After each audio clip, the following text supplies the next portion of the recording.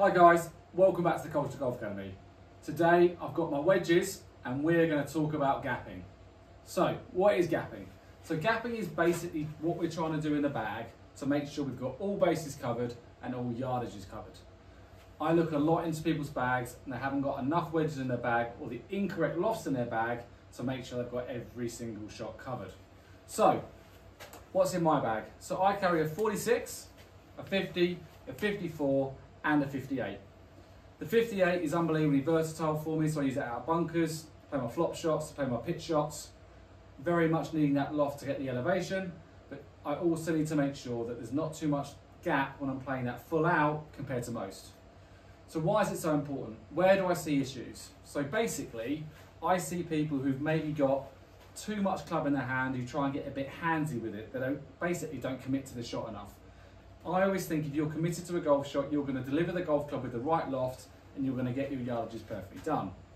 So in my bag itself, I have got lots of different types of wedges. Okay, so in terms of that, I've got a number from 140 to 130, from 130 to about 115, from 115 down to 100, and then 100 and in. So basically, I've got my bases covered most of the time. I don't mind playing a 3/4 shot, so that should take half that gap away. So say for example, I've got, for argument's sake, 122 yards. That kind of gets me a 3/4 50. My full one would be 130, and that basically means I can play that still nice and solid, but just take a 3/4 backswing. The problem is if you've got a 20-25 yard gap between wedges, it's impossible to deliver that golf club perfectly as you want to by swinging it handsy. You're going to change the loft with your hands. The strike is going to be jeopardised. You need to make sure you get it right. So I'm just going to show you a very quick example where we've got all bases covered. So my 46 goes around the 140 to 145 mark.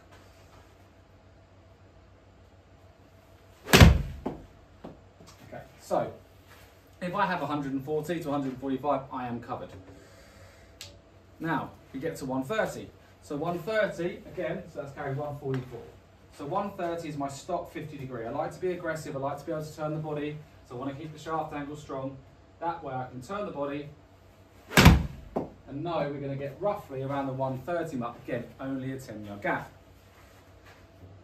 So that one's carried, yeah, high 120s, 128. Okay, so then we go to the 54. So the 54 is where I can then get the next base covered. So 54 is then going to go about 115. So I can play my 50 down, so my numbers are already really quite tight. My 54 is going to be about the 115, which should be a nice gap between that and my 50. So again, I can play that 3/4, get that down to 105, around that number, which leads me into my final yardage, which is my 58, which I do like to play full sometimes, especially when I'm trying to get maximum spin and maximum height. That one carried 114, and this is around the 105 mark.